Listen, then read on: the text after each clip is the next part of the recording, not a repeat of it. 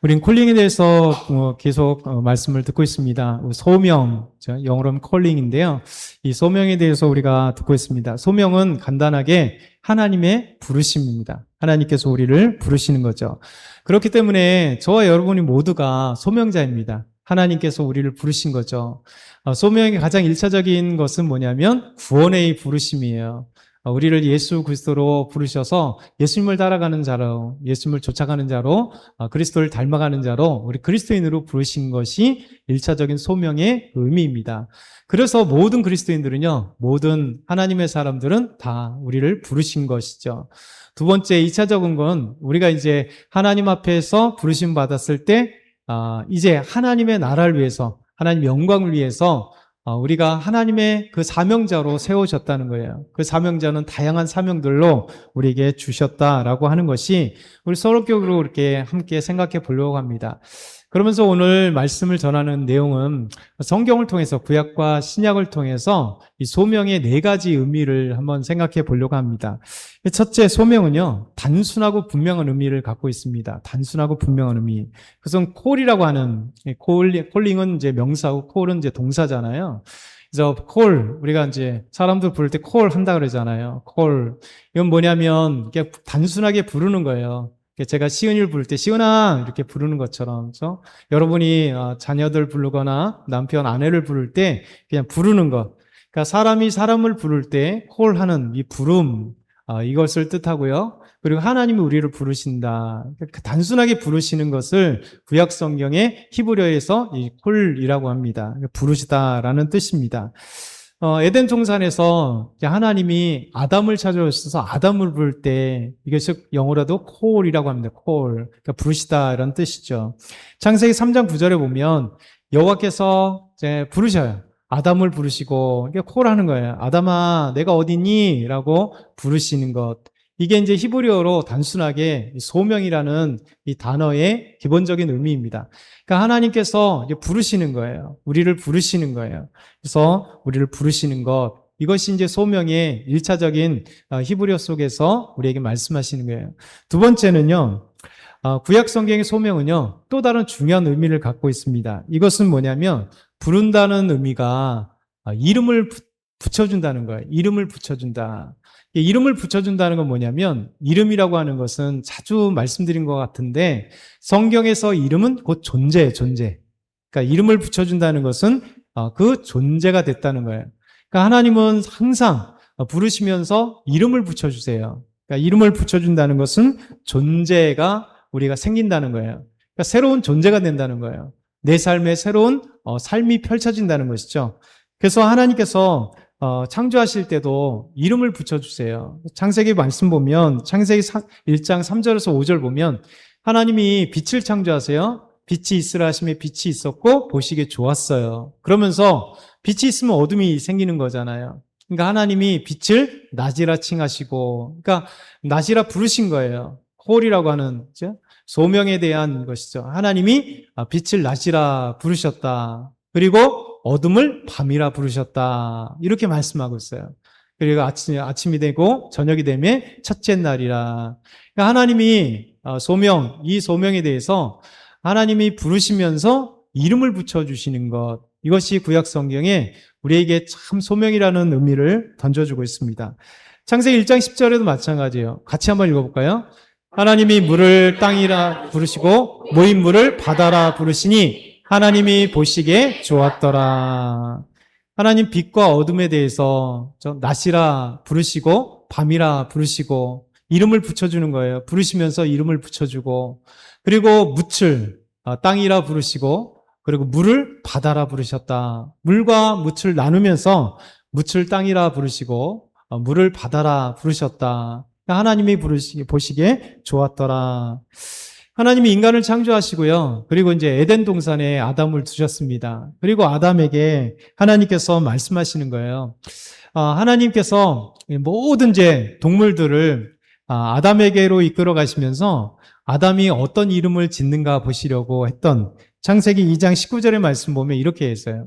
여호와 하나님 흙으로 각종 들짐승과 공중의 각종 새를 지으시고 아담에게 무엇이라 부르나, 아담이 무엇이라 부르나 보시려고 그것들을 다 이끌어 갔어요. 그러니까 아담이 각 생물을 부르는 것이 곧 그 이름이 되었다.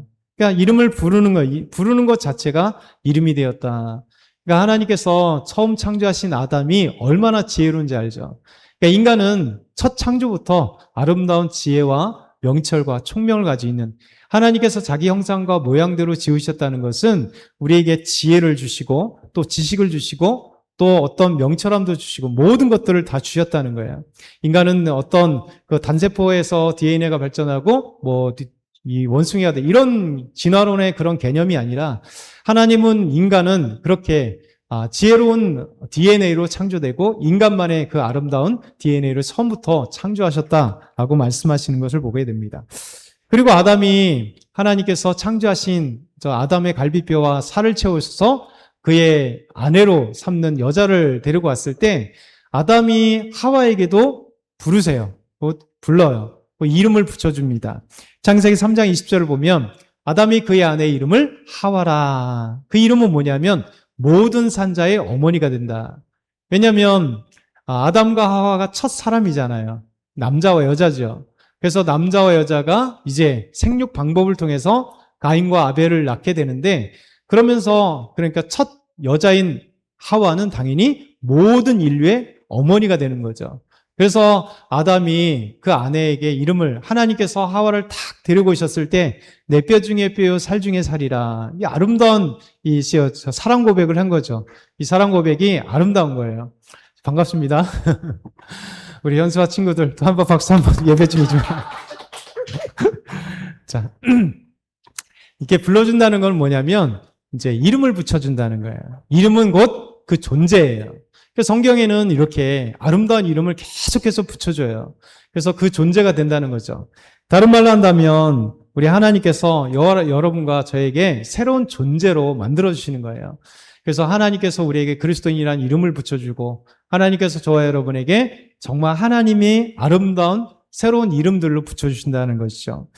또 성경에 계속해서 보게 되면 하나님께서 이렇게 이름을 붙여주시는 대표적인 사람들이 아브라함과 사라예요.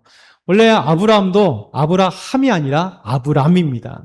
그런데 아브라함에게 하나님께서 아브라함이라는 이름으로 바꿔주세요. 그 뜻은 완전히 달라집니다. 아브라함은 여러 민족의 아버지가 된다. 그래서 아브라함은 이스라엘의 민족의 조상의 신앙의 조상일 뿐만 아니라 아브라함에게 나온 다양한 민족들이 있죠. 그렇죠? 그래서 아랍 계열의 에서가 그에게서 나오고요. 그래서 하나님께서 그 조상 가운데 이스마엘과 그 다음에 이삭, 그리고 이삭은 야곱을 낳고 야곱은 또 에서를 낳고, 이렇게 해서 계속해서 이렇게 이삭과 야곱에서 그 중동의 많은, 그러니까 이스라엘 유대인들 뿐만 아니라 중동의 모든 조상들이 다 아브라함에게서 나오는 거예요. 그래서 지금도 중동의 모든 사람들이 성경에서 가져오니까 무슬림들도 자기들의 조상이 누구냐면 아브라함이라고 그러잖아요. 그렇죠? 아브라함이라고 얘기합니다. 그래서 우리에게 있어서 이 하나님께서 아브라함이라는 이름을 붙여주시는 거예요. 아브라함 부르시면서 그 이름을 붙여주면서 새로운 존재가 되게 하는 거예요. 너는 여러 민족의 아버지가 될 것이다. 사라도 마찬가지입니다. 사라도 그 다음 장 보게 되면 창세기 17장 15절 16절, 하나님께서 아브라함에게 이르시되 내 아내 사레는 이제 사레라고 하지 말아라. 이름을 사라라고 하라. 그 이름을 뭐냐면 여러 민족의 어머니가 될 것이다. 그러니까 아브라함은 여러 민족의 아버지가 되고 여러 민족의 어머니가 되는 거죠. 왜냐하면 하나님께서 갈대아 우르에서 아브라함을 부르시면서 약속하신 것이 후손에 대한 약속이잖아요. 그가 하란에서 출발할 때가 75세. 그 나이가 많은 가운데서도 그들은 불임 부부였기 때문에 자녀가 없었어요. 근데 하나님께서 갈대아 우르에서 부르실 때 그들에게 엄청난 놀라운 복을 주시는 것이 뭐냐면 바로 자녀. 그러면서 자녀를 주시겠다 약속하면서 그들의 이름을 바꿔주시는 거예요. 저 불임 부부였던, 나이가 들어서도 아이가 없었던 그들에게 있어서 여러 민족의 어머니가 되고 여러 민족의 아버지가 되게 하는 거예요. 그러니까 단순하게 이름을 붙여준 게 아니라 그 이름을 통해서 그 존재가 달라지는 거예요. 그리고 하나님은 그를 통해서 이삭을 낳게 하시고, 약속의 자녀 이삭을 낳게 하시고, 그리고 약속의 자녀는 아니지만 이스마엘을 낳게 하시고, 하나님이 그들을 통해서 여러 민족들이 되게 하시는 하나님의 놀라운 은혜. 그리고 난 다음에 나중에 아브라함도 또 후처들을, 그들뿐만 아니라 많은 후처들을 거느리면서 많은 또 자녀들을 낳아서 또 민족들을 이루게 하시는 하나님의 놀라운 역사가 그들에게 나타나게 되는 겁니다. 우리가 잘 아는 건 야곱도 마찬가지예요. 야복강에서 하나님과 씨름할 때 하나님이 그 씨름하면서 그 환도뼈를 치고 난 다음에 야곱에게 새로운 이름을 주어지잖아요. 그렇죠? 야곱. 그 이름, 새로운 이름이 뭘까요? 뭘까요? 이스마엘이죠. 그렇죠? 이스마엘, 하나님과 겨루 이겼다라고 하는 뜻을 하나님이 야곱에게 이름을 붙여주시는 거예요. 하나님은 이렇게 이름을 계속 붙여주십니다. 그래서 새로운 존재가 되게 하시고 새로운 삶이 되게 하시는 거예요. 그러니까 소명이라는 이 단어 안에 하나님 그냥 일반적으로 부르신다, 콜이라고 하는 부분도 있지만 첫 번째가, 두 번째는 뭐냐면 부르시면서 그 이름을 붙여주시면서 새로운 존재로 바꿔주시는 것이 바로 소명이다라는 거예요. 신약으로 내려오면 소명은 세 번째, 더욱 특징적인 의미를 가지는 거예요. 그건 뭐냐면 구원과 동의어로 사용됩니다. 그러니까 하나님이 부르시고 예수님 부른다는 것은 우리 서두에 말씀드린 것처럼 소명의 일차적인 것은 구원으로의 부르심, 하나님께서 우리를 부르셨다는 것, 콜링했다는 것, 곧 우리에게 소명을 주셨다는 것은 우리를 구원하셨다는 의미를 갖고 있습니다. 그래서 하나님께서 이스라엘 백성들을 부르셔서 아브라함을 부르셔서 구원의 자리에 이르게 하시고, 하나님 애굽에 있었던, 이집트에 있었던 이스라엘 부르셔서 하나님의 백성 삼으시고 계속해서 광야 40년 동안, 그리고 여호수아와 이스라엘 백성들을 가나안 땅에 주시는 것처럼 단순하게 그를 부르는 게 아니라 하나님의 부르심에는 구원과 연관이 되어 있다는 거죠. 그래서 하나님이 우리를 부르셨다는 것은 바로 우리를 구원하셨다라는 뜻을 갖고 있습니다. 마지막 네 번째는요, 소명은 신약 성경에서 다른 중요한 의미들을 확장적인 갖고 있는 건데요. 이게 구원의 부르심을 갖고 있는 것만이 아니라 하나님이 구원받은 자들에게 우리에게 소명을 주셨다는 것은 하나님의 나라의 일을 감당할 수 있도록 우리에게 사명을 주신다는 거예요. 하나님의 일들을 우리에게 맡겨주신다는 거예요. 구약이나 신약이나 마찬가지인데, 구약에도 갈대아 우르에서 부르셨던 아브라함. 아브라함은 뭡니까? 하나님이 그를 사명자로 부르셔서 하나님의 민족의, 믿음의 민족이 될 수 있도록 부르시고, 그래서 이스라엘의 시작이잖아요. 하나님이 아브라함 부르셔서 민족의 시작, 믿음의 시작, 하나님이 한 민족으로 하나님 영광 돌릴 수 있는 그런 아름다운 아브라함 부르신 거죠. 하나님 모세를 부르셔서 하나님 모세를 구원하실 뿐만 아니라 모세에게 출애굽이라는 사명을 주시는 거예요. 40년 동안 이스라엘 백성들과 함께했던 이 사명들, 하나님이 목동 소년 다윗을 부르시면서 이스라엘 왕을 삼으시는 하나님의 사명자로 세우셔요. 하나님께서 이사야, 예레미야나 이사야, 에스겔과 이 많은 선지자들 보내셔서 부르셔서 하나님의 사명을 주시는데, 하나님의 말씀을 전하는 선지자의 사명을 주시는 거예요. 하나님이 느헤미야, 술관원이었던 느헤미야, 페르시아의 술관원이었던 느헤미야를 부르셔서 그가 술관원이라고 하는 엄청난 고위 관료였음에도 불구하고 하나님이 그를 부르셔서 이 회파됐던 예루살렘의 성벽을 건축하게 하시는 하나님의 새로운 총독으로서의 사명을 부어주세요. 그래서 느헤미야가 이스라엘 민족들을 데리고 아닥사스 왕의 허락을 받아서 그가 다시 와서 예루살렘에 다 파괴되었던 예루살렘 성벽을 짓게 되는 그 사명을 받게 해요. 스룹바벨은 다시 포로에서 돌아오면서 하나님 앞에서 예루살렘 성전을 다시 중건하게 되는, 스룹바벨 성전을 중건하게 되는 이런 사명을 받게 되는 거죠. 신약으로 넘어오면 예수님께서는 어부들과 그리고 세리였던 마태와 그리고 열심당원이었던 셀롯, 이런 사람들을 부르셔요. 그래서 이제는 너희가 사람 낚는 어부가 되게 하리라. 그가 이 세금 냈던 마태는 자기의 그 세금 걷던 것을 두고, 그 다음에 베드로, 야고보, 요한, 이런 어부들에게는 이제는 고기 잡는 어부가 아니라 이제 하나님을 복음을 증거하는 그 사람을 낚는 어부가 되게 하리라고 하는 새로운 사명을 주어지는, 그러니까 하나님은 우리를 부르신다는 것, 우리에게 소명을 준다는 것은 이렇게 사명의 자리로 주어지는 거예요. 오늘 삭개오도 마찬가지잖아요. 이 삭개오는 여리고에 사는 사람입니다. 그리고 지금으로 하면 세무서장이에요. 세리장이었습니다. 당시의 세리들은 매국노로 취급받았던 사람들입니다. 왜? 민족의 세금을 받아서 지배를 하고 있는 로마에 갖다 바치기 때문에. 그래서 민족의 매국노라고 불렸던 이 그중에 세리장, 세무서장인 이 삭개오.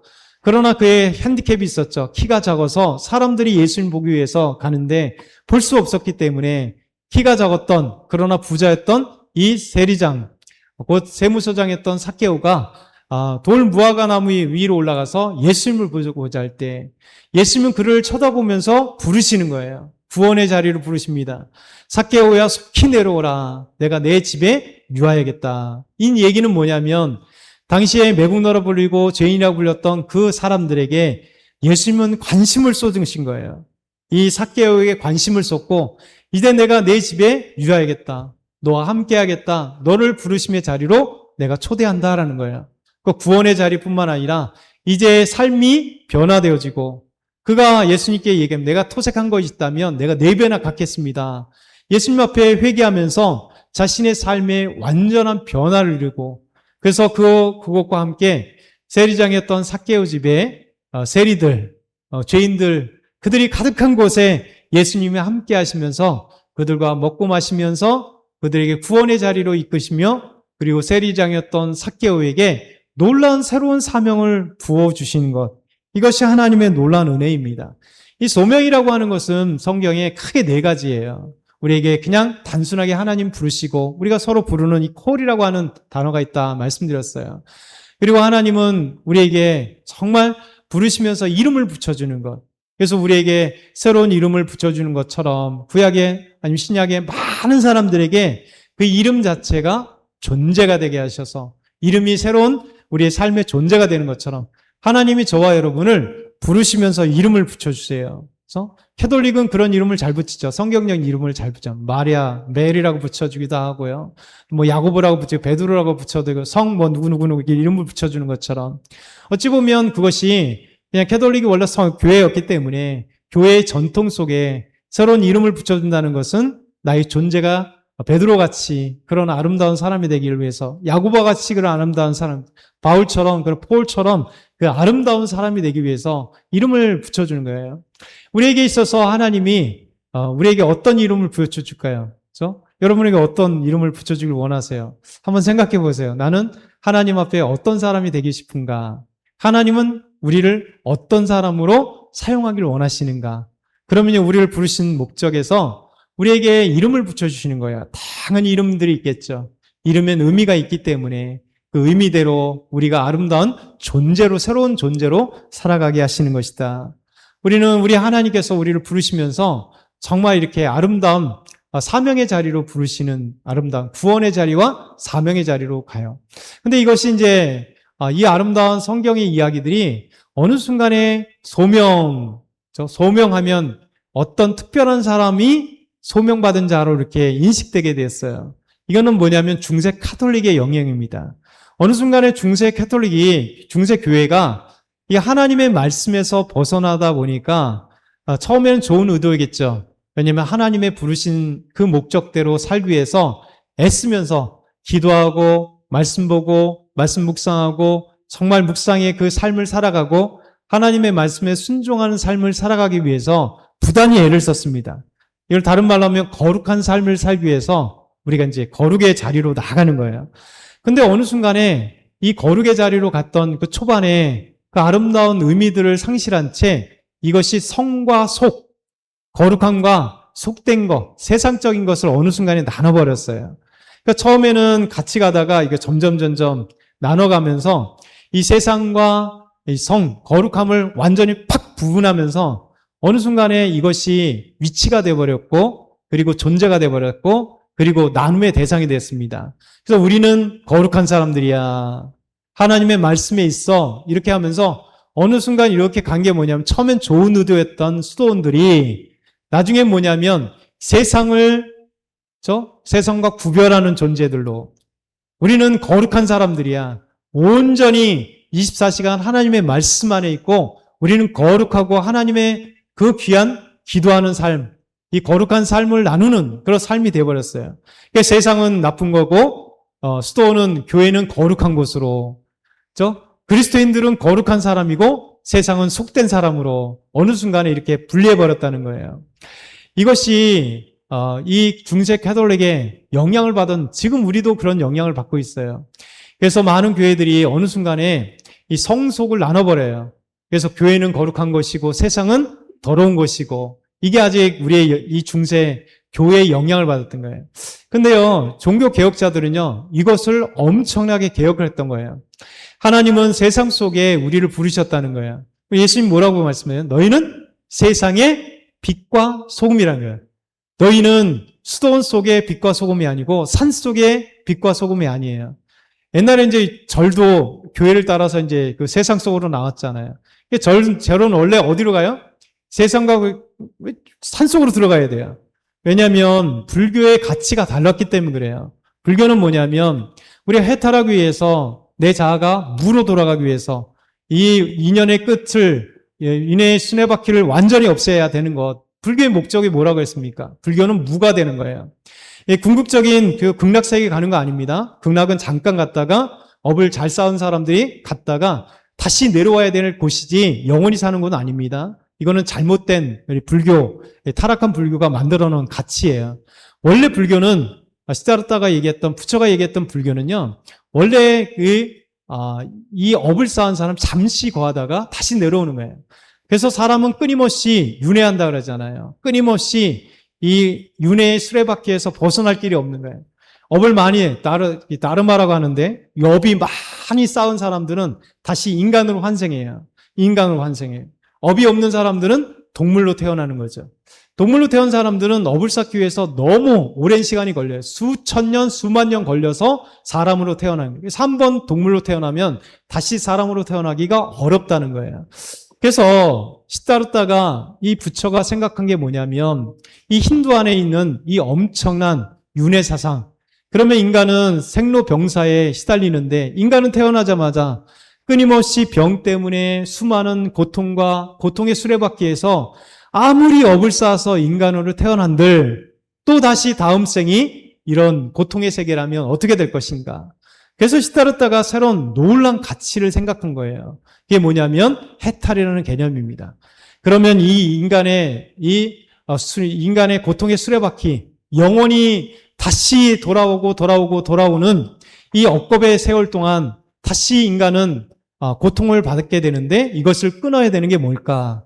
그러면서 그가 보리스 밑에 깨달았던 게 뭐냐면 무로 돌아가는 거예요. 해탈. 해탈은 우리가 부처가 된다는 게 잘못된 생각입니다. 해탈은 뭐냐면 내 자신이 완전히 없어지는 것. 그래서 내 존재가 완전히 없어지는 것. 그래서 다음 생이 없는 사람이 되는 거예요. 그러니까 존재 자체가 완전히 없어지는 게 불교의 궁극적인 목적입니다. 그러니까 불교의 기본 개론서만 봐도 이것이 다 나오는데 우리가 이제 대승불교로 오다 보니까 잘못된 불교의 가치관들이 생겨버렸어요. 다 가짜들이 많이 생겼습니다. 근데 불교의 궁극적인 원인은 시다르타의 궁극적인 깨달음은 뭐냐면 우리가 다시는 힌두 사상처럼 윤회하지 않고 다시 이 땅에 태어나죠. 인간의 다시 생로병사를 경험하는 고통의 세계를 다시는 없는 것. 그래서 영원히 완전히 없어지는 것. 이게 불교의 궁극적인 목적이에요. 그래서 우리가 부처가 된다는 건 뭐냐면 깨달음을 얻는 것이고 그 깨달음은 내 모든 소유, 그래서 불교의 궁극적인 무소유를 얘기하는 게 내가 모든 것이 없어짐으로써 나라는 존재가 완전히 없어지는 것. 이게 해탈인 거예요. 그들의 궁극적 목적인 것이죠. 여러분 이런 것들이 있었습니다. 그래서 불교는요. 그래서 산속으로 들어갈 수밖에 없는 거예요. 그렇죠? 인간의 속세를 떠나서 자신을 수행하면서 내 자신이 완전히 무가 되기 위해서 애쓰고 수행해야만 되기 때문에 불교는 산속으로 들어가고 어디로 들어갈 수밖에 없는 거예요. 교회는 그렇지 않습니다. 교회는요. 하나님의 창조하신 인간이기 때문에 하나님과 사람은 함께 해야 돼요. 그래서 세상 속에 너희는 빛이 되는 존재. 죄악 가운데 있는 죄인들에게 있어서 우리가 복음을 들고 다시 하나님의 창조하셨던 인간이 다시 하나님을 만나 하나님의 은혜를 받으며 하나님의 생명을 받으며 하나님과 함께하는 아름다운 삶. 그래서 우리는 세상으로 가야 되는 거예요. 이 중세의 이런 어떤 보이지 않는 이 성과 속의 개념이 아직까지도 교회에 남아서 중세의 종교개혁자들은 어땠다고요? 이것을 탈피한 거예요. 이 탈피한 놀라운 은혜예요. 그래서 교부였던 어거스틴이나 캐톨릭의 가장 중요했던 토마스 아퀴나스는 뭐라고 얘기했냐면 모든 농부와 기술자, 상인 일에 칭송을 했어요. 하나님이 창조하신 이 아름다운 인간들은요, 자신에게 부여해진 이 농사일이 너무 아름답다. 상인의 이 상업이 너무 아름답다. 그들의 삶이 너무 아름답다. 그러나 더 아름다운 것은 그 가정과 함께하는 하나님과 함께하는 삶이 아름답다 이렇게 칭송했습니다. 종교개혁자 마틴 루터는 이런 얘기를 했어요. 한번 띄워주면 이런 얘기입니다. 수도사와 사제의 일이 아무리 거룩하고 힘들다 하더라도 하나님 보시기에는 시골 사람들이 들에서 하는 노동이나 여성이 하는 집안일과 조금도 다르지 않다. 모든 일은 하나님 앞에서 믿음으로만 측량될 뿐이다. 사실 종이 집에서 하는 육체 노동이 때로는 수도사나 사제가 하는 금식이나 다른 모든 일보다 하나님이 받으시기에 더 합당한데 그것은 수도사나 사제에게 믿음이 없기 때문이다. 진짜 뭐라고요? 수도사가 됐던 사제가 됐던 아니면 모든 일상 우리 모든 성도가 되었던 자신에게 맡겨진 일에서 감사하며 하나님과 동행하면서 일하는 모든 것이 바로 하나님이 주신 소명이라는 거예요. 그렇죠? 사명이라는 거예요. 마틴 루터는 1522년에 결혼 생활에 대해서 쓰면서 이 내용을 한번 읽어봐야 돼요. 같이 한번 읽어보겠습니다. 남자가 기저귀를 갈 때 하나님과 천사들의 미소를 짓는다. 참, 1500년대예요. 500년 전에 마틴 루터가 혁명적인 얘기를 했습니다. 당시엔 아마 남자들이 기저귀를 간다는 것, 남자들이 아기를 본다는 것은 아마 상상도 못할 일이잖아요. 사실 우리나라 생각해 보세요. 유교적인 관점에서 한 3, 40년 전에 여러분 남자들이 설거지를 한다? 뭐 잘려나간다. 부모들이 얘기했잖아요. 여러분 이 상상을 못하는 일이에요. 설거지를 한다, 집안일을 한다, 청소를 한다. 이런 것들이 있는데 500년 전에 종교개혁자 마틴 루터가 뭐라고 얘기했냐면 남자가 기저귀를 갈 때 하나님이 자기에게 맡겨진 것을 최선을 다할 때 하나님과 천사들이 미소를 짓는다는 거예요. 바로 일상생활 속에 거룩함이 뭐냐, 하나님의 소명이 뭐냐, 바로 여기 있다는 거예요. 여러분 모든 일상이 나에게 부여해진 모든 일상이 하나님께 영광 돌릴 수 있는 소명의 자리라는 거예요. 우리의 직업이 하나님의 영광 돌릴 수 있는 소명의 자리고 나의 일상이 하나님께 영광을 돌릴 수 있는 소명의 자리, 소명자로 부르시다라고 하는 거죠. 영국의 신학자 윌리엄 틴데일은 이런 말씀을 합니다. 마지막으로 보면 우리의 소원이 하나님을 기쁘시게 하는 것이라면 물 깃는 것과 설거지, 구두 고치는 것과 말씀을 전하는 것 모든 일이 하나다. 윌리엄 틴데일도요 1800년대 귀한 신학자입니다. 당시에 정말 귀한 이 믿음의 사람들은요 일상과 하나님의 일을 띄워놓지 않았어요. 이게 바로 종교개혁자들이나 신학자들이 우리에게 얘기하는 겁니다.